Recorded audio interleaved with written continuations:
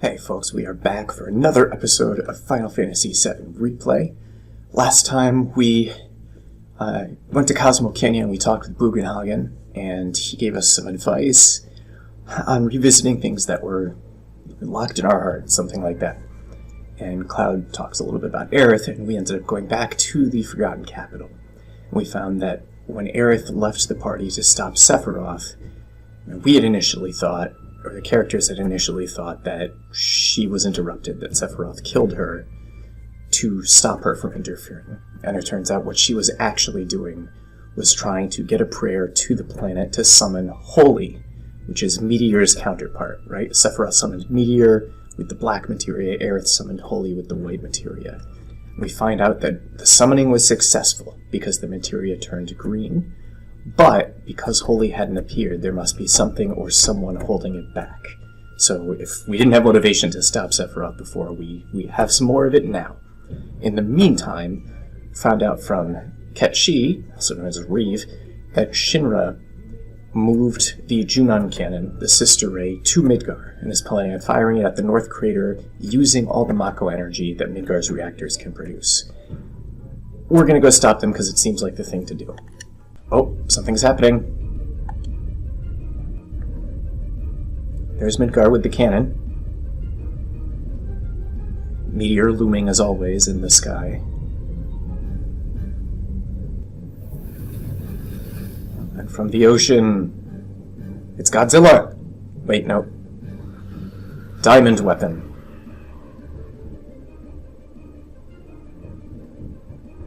Remember, Sephiroth is in control of the weapons. So he is certainly sending this one off to Midgar to stop the threat posed by Shinra.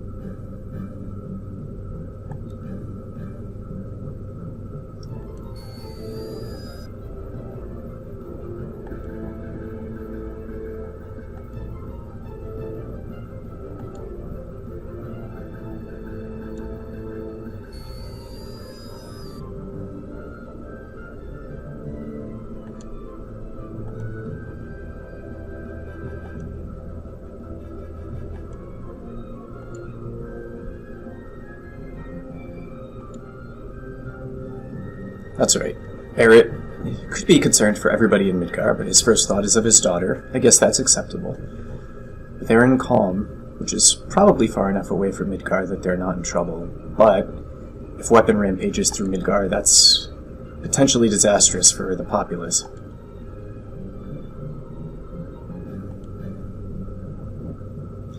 I could see this both ways. On the one hand, sure, Barrett only cares about Marlene. And he's gone back and forth about whether or not he cared about Cloud. And Ketchi raises the point that, yeah, there are hundreds, thousands, maybe more people in Midgar. Not just up above on the plate, but in the slums, too.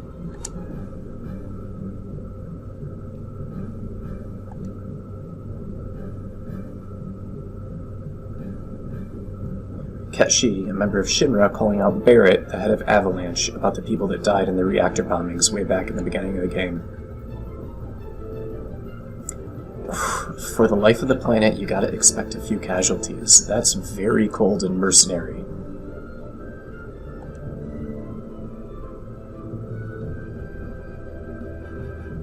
He's really othering anybody who's not a part of Avalanche, or even a part of his immediate family right there.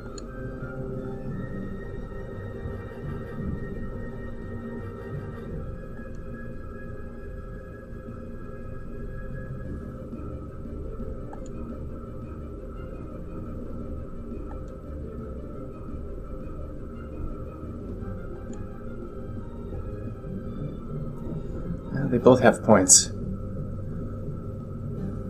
And Cloud has the better point, which is, hey, giant weapon, maybe we should do something about that.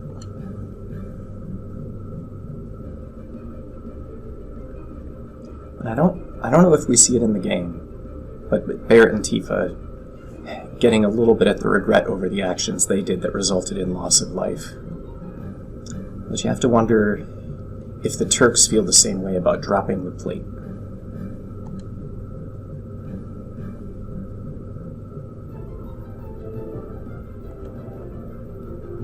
other media in the compilation, I think, get into that.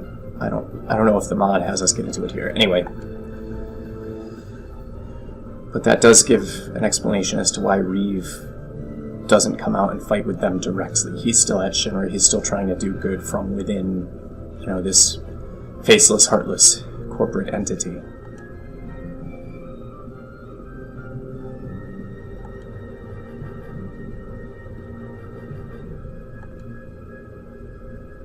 We'll beat Weapon ourselves. That's the spirit.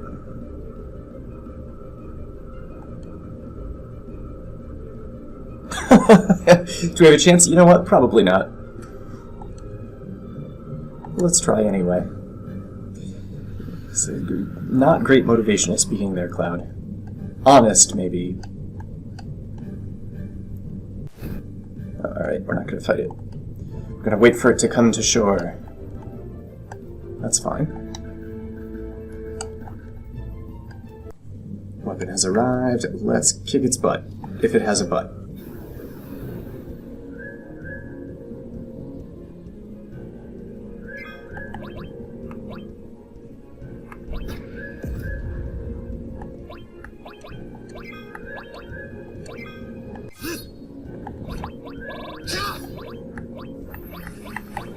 Okay, it's not flashing yellow. Maybe that means we can hit it now.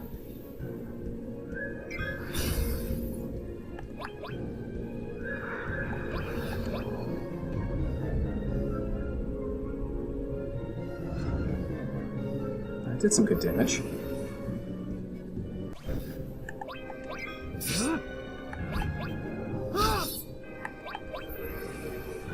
So we have to wait for it to open itself up to do the countdown, then we can damage it. Almost there. If Vincent hits with his death blow, I think we'll have it.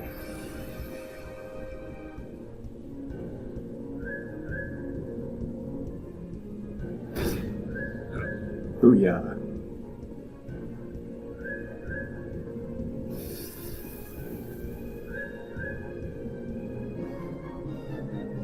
So we stopped it, but we didn't kill it. That is a lot of X-Fin AP, though. Nice.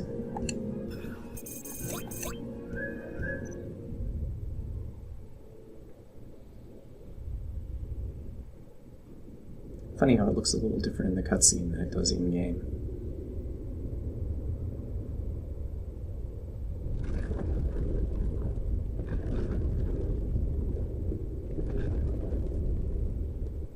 Not just the quality, I mean like the style of its face. Like in game it had two eyes, here it's got like a visor.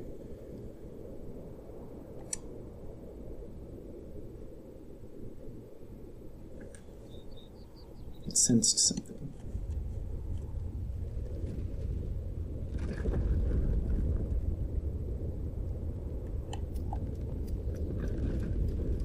More dangerous than 3 tiny humans?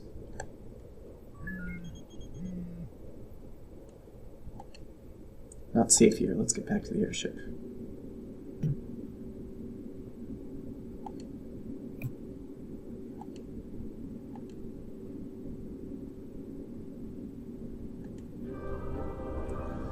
Oh, they're firing the cannon.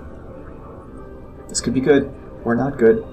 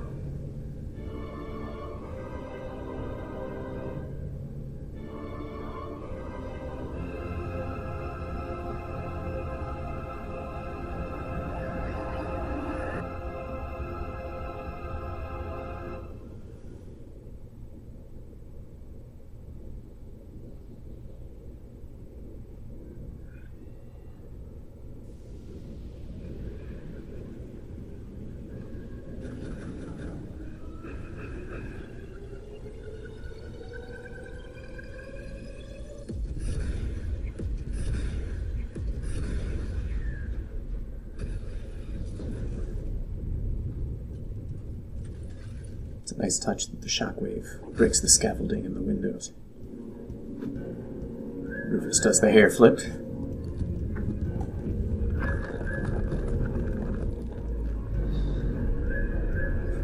Diamond Weapon's like, hold my beer.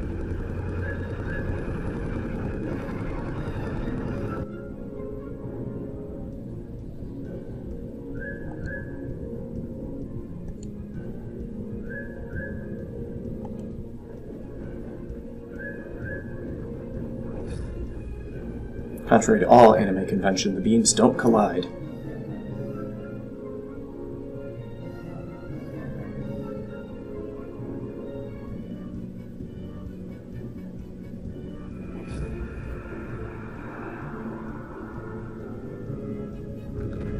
And Diamond Weapon is down for the count.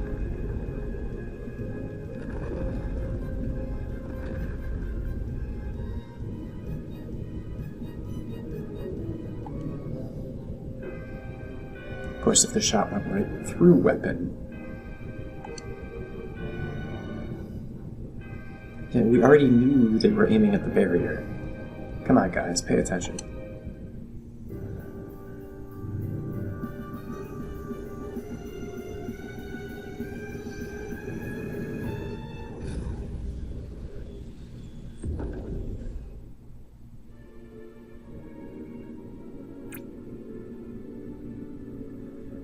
Well, Weapon is down. North Crater's barrier is gone. That means we can get to Sephiroth.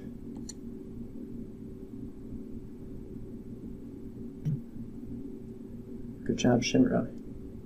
However, Weapon must have fired a salvo. It's going to hit Midgar.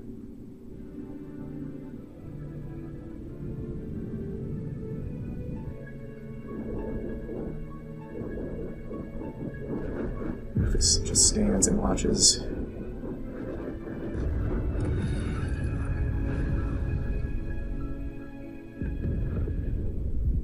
I'm sure he's fine.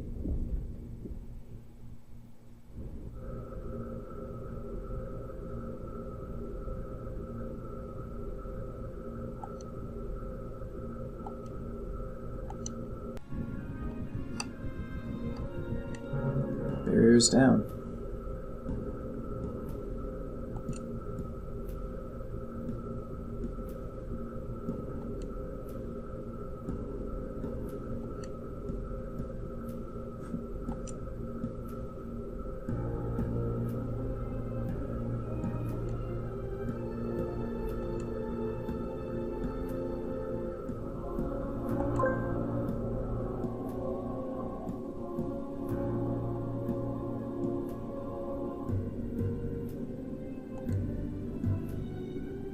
Forget the president, we've got other problems.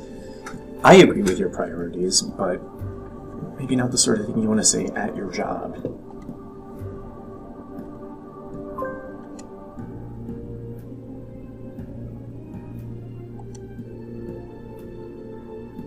The reactors are charging up for another shot. Okay, if even Scarlet says that's not wise, we know there's a problem.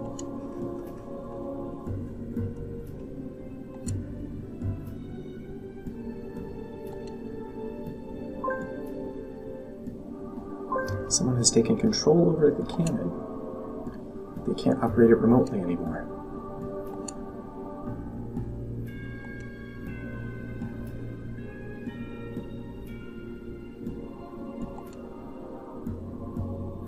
Header questions why Reeve, who is in charge of urban planning, is giving orders.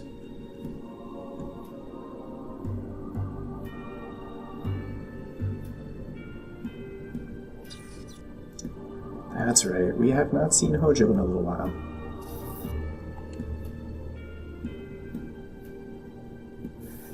Hojo says he's going to give Sephiroth all the mako he might want. Stop, the Midgar itself will be in danger. Hojo, naturally, doesn't care. Small price to pay.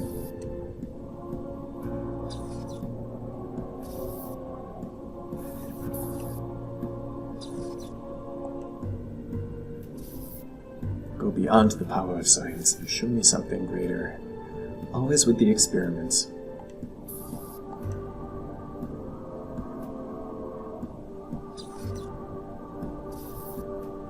just wants to see it, experience it. I feel like Hojo would probably agree with what Sid said earlier in the rocket, how he sees science as this powerful thing, this tool in humanity's control that we can use to advance ourselves and overcome obstacles. Hojo's just like, what happens if we turn you up to 11?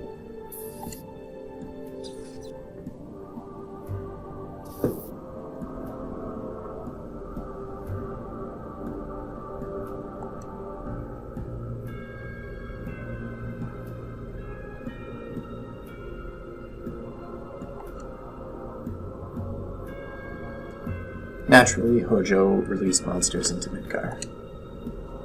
Jerk.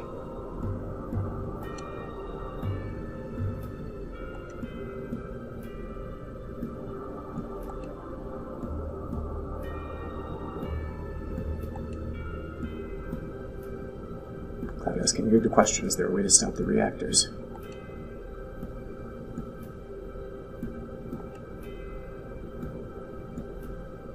Bear, just because he works there doesn't mean there's just a big red button he can push to turn everything off.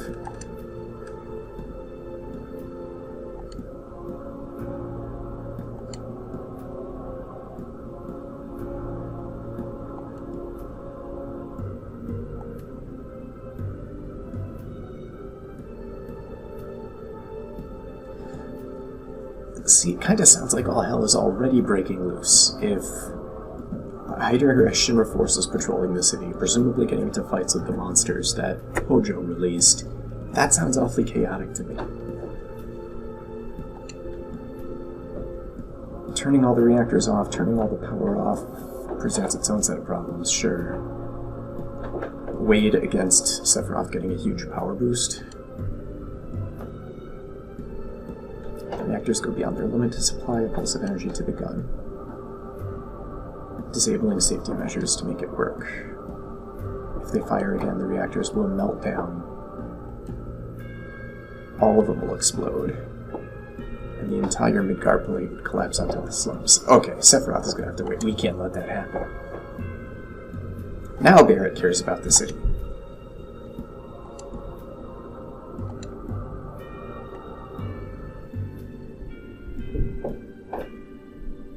Reeve lets slip that he's in contact with Cloud.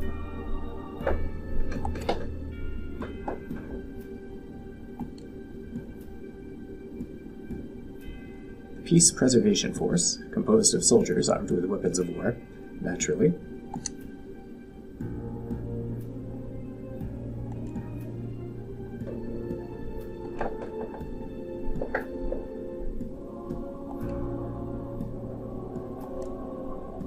Edgar and Scarlet decide they're going to do their own thing.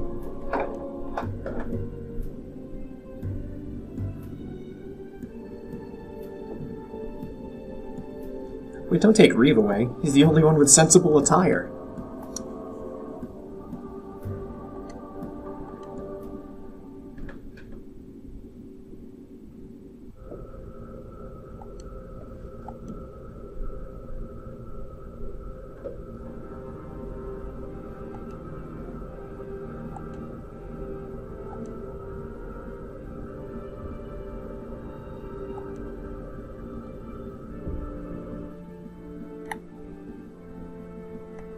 Don't worry, Sephiroth. We'll be back for you.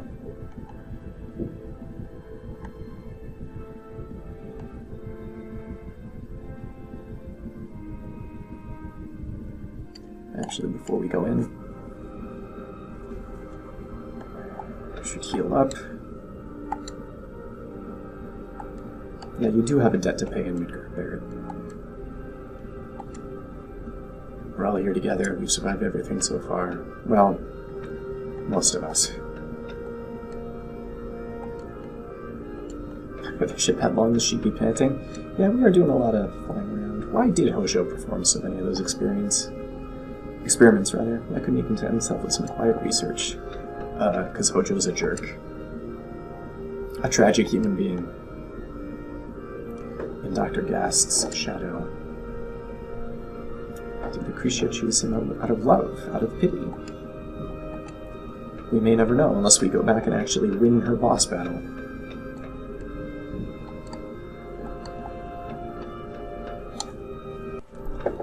party arrangement done. I'm going to take Barrett and Tifa, because as we know, they have connection with Midgar, as does Cloud. Pilot level 14, limit break! Well done. He's really leveled up and improved himself. Good work, Pilot. I wonder if we can fight Ultima Weapon now. There it is, just hanging out over the water. I kind of want to crash the airship into it. So we will.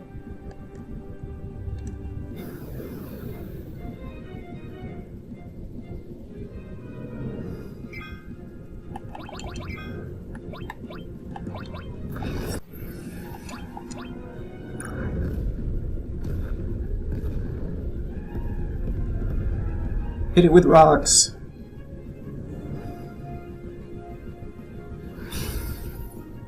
And then hit it with additional rocks.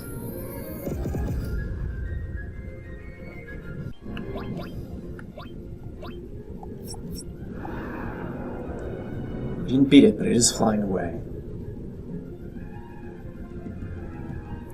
I think we will chase it down and continue to have confrontations.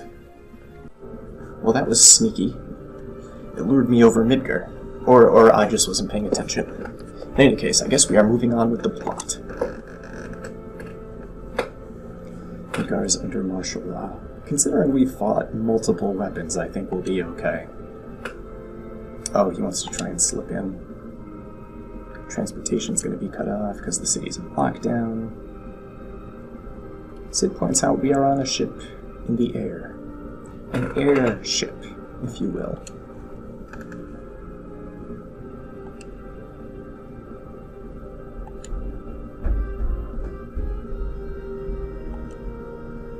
Parachuting in.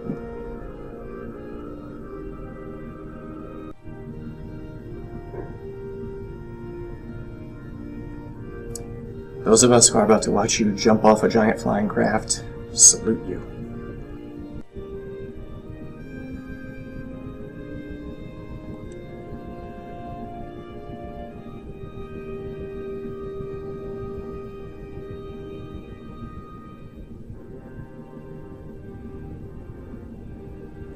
I know the cutscene looks dated now, but this was wicked cool back in 1997.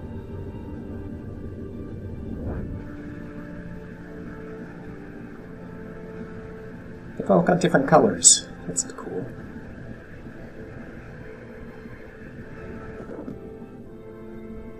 Though you have to ask, if the goal is to stop Hojo, why wouldn't they just parachute onto the cannon walkway instead of the slums?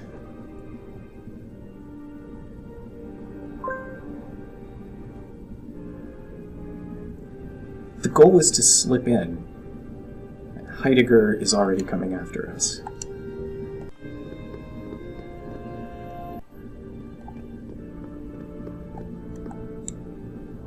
This place smells gross, says Yuffie.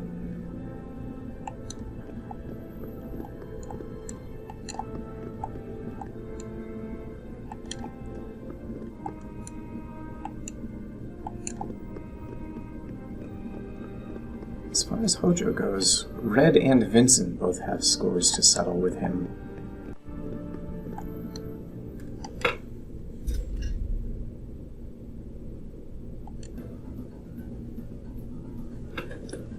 And our last mission in Midgar gets accompanied by the music we listened to during our first. I like that.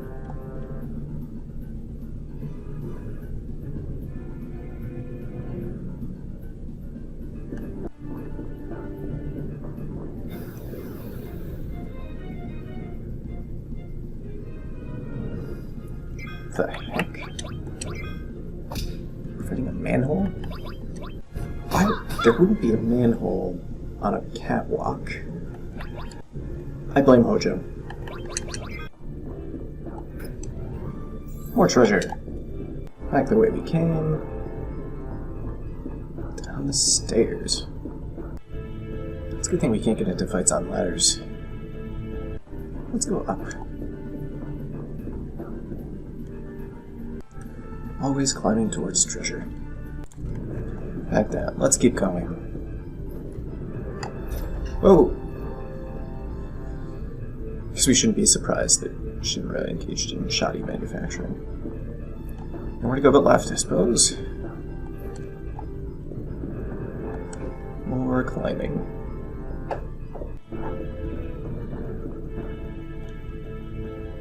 Through this duct. I see some treasure. Let's go this way. So I think the stairs lead to the save point, which means that's probably the way we're supposed to go to progress. So if we go this way, we're probably going to get that treasure that we couldn't get before. Although how we climb the inside of a duct straight up, I don't know. It's like they always say, if you climb a tall ladder, there will be treasure at the top. Who says that, you might ask? Don't worry about it. Back down we go. I think that's everything we can get from here. Let's hit that save point.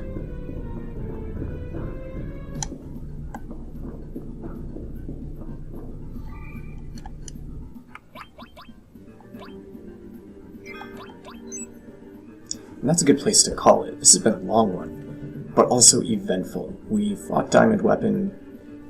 I'm going to say we kicked its butt, even though we didn't kill it. Shinra took care of that, but it also took care of Rufus and a good chunk of the Shinra building.